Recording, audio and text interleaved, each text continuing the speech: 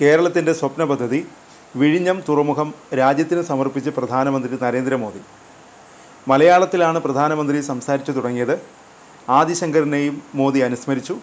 പ്രസംഗത്തിനിടെ മോദി രാഷ്ട്രീയവും പറഞ്ഞു. രാജ്യത്തിൻ്റെ വൻ വികസന പദ്ധതികൾ നടക്കുന്നത് പൊതു സ്വകാര്യ പങ്കാളിത്തത്തോടെയാണ്. തുറമുഖ മന്ത്രി പ്രസംഗിക്കുമ്പോൾ സ്വകാര്യ മേഖലയ്ക്ക് പ്രാധാന്യം നൽകണമെന്ന് പറഞ്ഞു. ഒരു കമ്മ്യൂണിസ്റ്റ് മന്ത്രിയാണിത് പറഞ്ഞത്. മാറുന്ന ഭാരതത്തിൻ്റെ സൂചനയാണിതെന്നും മോദി പറഞ്ഞു. केरला के गवर्नर राजेंद्र अर्लेकर जी, मुख्यमंत्री श्रीमान पी विजयन जी, केंद्रीय कैबिनेट के मेरे सहयोगीगण, मंच पर मौजूद अन्य सभी महानुभाव और केरला के मेरे भाई और बहनों,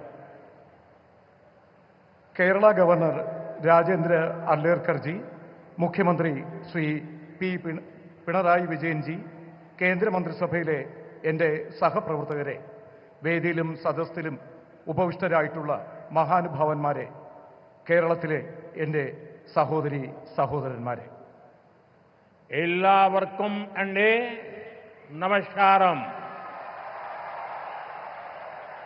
ओरिकल कुड्डे श्री अनंत पद्मनाभ पांडे मणिलेक वरान साध तीर्थ दिल एनिक अतियाय സന്തോഷമുണ്ട്. എല്ലാവർക്കും എൻ്റെ നമസ്കാരം. ഒരിക്കൽ കൂടി ശ്രീ അനന്ത പത്മനാഭന്റെ മണ്ണിലേക്ക് വരാൻ സാധിച്ചതിൽ എനിക്ക് അതിയായ സന്തോഷമുണ്ട്. साथियों, आज भगवान आदि शंकराचार्य जी की जयंती है. 3 वर्ष पूर्व सितंबर में मुझे उनके जन्मभूमि क्षेत्र में जाने का सौभाग्य मिला था. मुझे खुशी है कि मेरे संसदीय क्षेत्र काशी में विश्वनाथ धाम परिसर में आदि शंकराचार्य जी की भव्य प्रतिमा स्थापित की गई है. मुझे उत्तराखंड के केदारनाथ धाम में आदि शंकराचार्य जी की दिव्य प्रतिमा के अनावरण का भी सौभाग्य मिला है. और आज ही देवभूमि उत्तराखंड में केदारनाथ मंदिर के पट खुले हैं. केरला से निकलकर देश के अलग अलग कोनों में मठों की स्थापना करके आदि शंकराचार्य जी ने राष्ट्र की चेतना को जागृत किया. इस पुनीत अवसर पर मैं उन्हें श्रद्धापूर्वक नमन करता हूं. സുഹൃത്തുക്കളെ, ഇന്ന് ഭഗവാൻ ആദി ശങ്കരാചാര്യ ജയന്തിയാണ്. 3 വർഷങ്ങൾക്ക് മുൻപ് സെപ്റ്റംബറിൽ എനിക്ക് അദ്ദേഹത്തിൻ്റെ ജന്മഭൂമി ക്ഷേത്രം സന്ദർശിക്കാനുള്ള സൗഭാഗ്യം ലഭിച്ചു. എൻ്റെ മണ്ഡലമായ കാശിയിൽ വിശ്വനാഥ് ധാമിൽ അതിൻ്റെ പരിസരത്ത് ആദി ശങ്കരാചാര്യരുടെ ഭവ്യമായ പ്രതിമ സ്ഥാപിച്ചിട്ടുണ്ട്. എനിക്ക് ഉത്തരാഖണ്ഡിലെ കേദാരനാഥ് ധാമിലും ആദി ശങ്കരാചാര്യരുടെ ദിവ്യ പ്രതിമ അനാവരണം ചെയ്യുന്നതിനുള്ള സൗഭാഗ്യം ലഭിച്ചിട്ടുണ്ട്.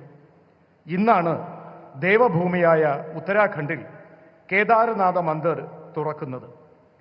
കേരളത്തിൽ നിന്ന് പുറപ്പെട്ട രാജ്യത്തിൻ്റെ വിവിധ മഠങ്ങൾ സ്ഥാപിച്ചുകൊണ്ട് വിവിധ ഭാഗങ്ങളിൽ ആദി ശങ്കരാചാര്യർ രാഷ്ട്ര ചൈതന്യം ഉണർത്താൻ ശ്രമിച്ചു.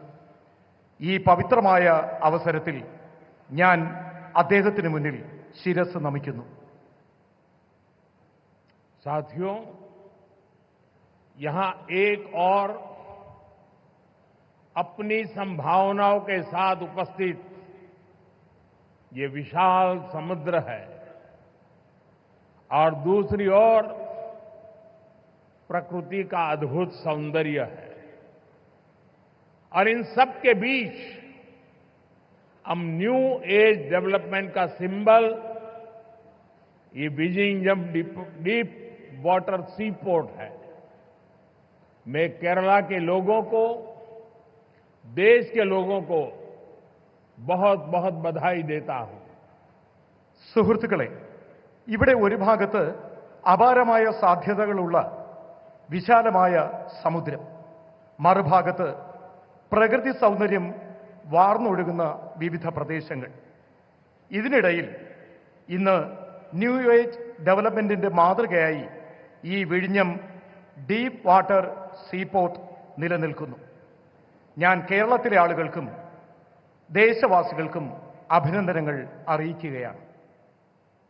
साथियों, इस सी पोर्ट को 8,800 करोड़ रुपए की लागत से तैयार किया गया है। अभी इस ट्रांसशिपमेंट हब की जो क्षमता है वो भी आने वाले समय में बढ़कर के 3 गुनी हो जाएगी। यहां दुनिया के बड़े मालवाहक जहाज आसानी से आ सकेंगे। अभी तक भारत का 75% ट्रांसशिपमेंट भारत के बाहर के पोर्ट पर होता था। इससे देश को बहुत बड़ा रेवेन्यू लॉस होता आया है। ये परिस्थिति अब बदलने जा रही है। अब देश का पैसा देश के काम आएगा। जो पैसा बाहर जाता था वो केरला और विलिंगम के लोगों के लिए नई इकोनॉमिक अपॉर्चुनिटी लेकर आएगा। സുഹൃത്തുക്കളെ, 8,800 കോടി രൂപ മുതൽ മുടക്കിയാണ് ഈ പോർട്ട് ഇവിടെ സ്ഥാപിച്ചത്. ഇപ്പോൾ ട്രാൻസ്ഷിപ്മെന്റ് ഹബ് നിലവിലുള്ള ക്ഷമതയിൽ നിന്നും വരും കാലത്ത് 3 ഇരട്ടിയായി വർദ്ധിപ്പിക്കും.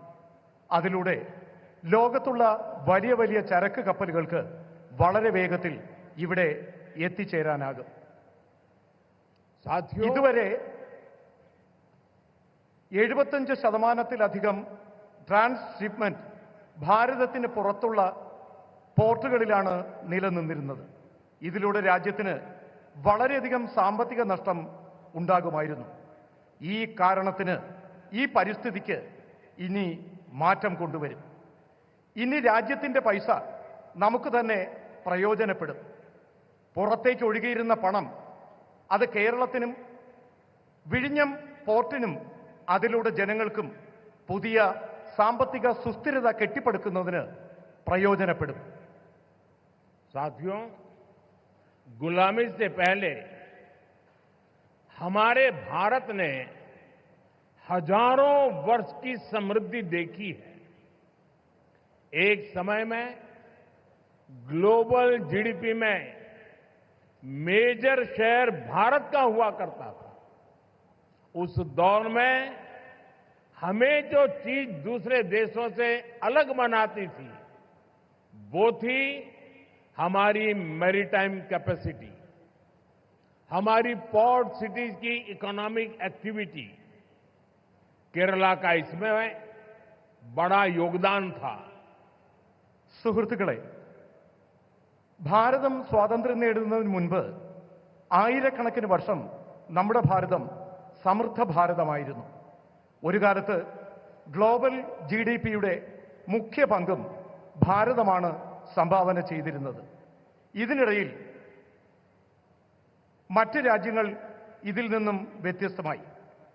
ഇന്ന് നമ്മുടെ മാരിടൈം കപ്പാസിറ്റി, നമ്മുടെ പോർട്ട് സീരീസ്, നമ്മുടെ ഇക്കണോമിക് ആക്ടിവിറ്റി, ഇതിലെല്ലാം കേരളത്തിന്റെ പങ്ക് മഹത്തരമാണ്. केरला से अरब सागर के रास्ते दुनिया के अलग अलग देशों से ट्रेड होता था। यहां से जहाज व्यापार के लिए दुनिया के कई देशों में जाते थे। आज भारत सरकार देश की आर्थिक ताकत के उस चैनल को और मजबूत करने के संकल्प के साथ काम कर रही है। भारत के कोस्टल स्टेट, हमारी पोर्ट सिटीज विकसित भारत की ग्रोथ का अहम सेंटर बनेंगे। മുൻകാലങ്ങളിൽ കേരളത്തിലുള്ളവർ അറബിക്കടലിലൂടെ ലോകത്താകമാനം ട്രേഡിനായി പോയിരുന്നു. ഇവിടെ നിന്നും കപ്പലുകൾ വ്യാപാരത്തിനായി ലോകത്തിന്റെ വിവിധ ഭാഗങ്ങൾ സന്ദർശിച്ചിരുന്നു. ഇന്ന് ഭാരത സർക്കാർ രാജ്യത്തിന്റെ സാമ്പത്തിക ശക്തിയായ ഈ ചാനലിനെ കൂടുതൽ ശാക്തീകരിക്കാനുള്ള നടപടികളുമായി മുന്നോട്ട് പോവുകയാണ്. ഭാരതത്തിന്റെ കോസ്റ്റൽ സ്റ്റാറ്റസ് നമ്മുടെ പോർട്ട് സിറ്റീസ് വികസിത ഭാരത സങ്കല്പത്തിന്റെ പുരോഗതിക്ക് പ്രധാന സെന്ററായി മാറും. मैं अभी पोर्ट की विजिट करके आया हूं और गुजरात के लोगों को जब पता चलेगा कि इतना बढ़िया पोर्ट ये अदानी ने यहां केरल में बनाया है, ये गुजरात में 30 साल से पोर्ट पे काम कर रहे हैं, लेकिन अभी तक वहां उन्होंने ऐसा पोर्ट नहीं बनाया, तब उनको गुजरात के लोगों से गुस्सा सहन करने के लिए तैयार रहना पड़ेगा. അദാനി വളരെ വേഗത്തിൽ നമ്മുടെ വിഴിഞ്ഞം പോർട്ടിന്റെ നിർമ്മാണം പൂർത്തിയാക്കി. 30 വർഷമായി ഗുജറാത്തിൽ അദാനിയുടെ പോർട്ട് പ്രവർത്തിക്കുകയാണ്. എന്നാൽ ഇത്രയും വലിയ പോർട്ട് അദ്ദേഹം നിർമ്മിച്ചു നൽകിയത് കേരളത്തിലെ വിഴിഞ്ഞത്താണ്. ഇക്കാര്യത്തിൽ ഗുജറാത്തിലെ ജനങ്ങളുടെ പരാതി അദ്ദേഹം കേൾക്കേണ്ടി വരും. हमारे मुख्यमंत्री जी से भी मैं कहना चाहूंगा, आप तो इंडी अलायंस के बहुत बड़े मजबूत पिलर हैं, यहां शशि थरूर भी बैठे हैं, और आज का ये इवेंट कई लोगों की नींद हराम कर देगा.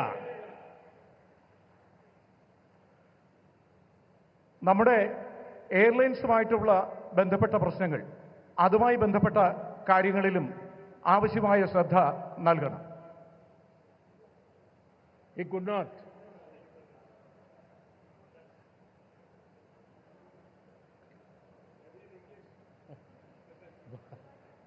बल मैसेज चला गया जहां जा रहा था.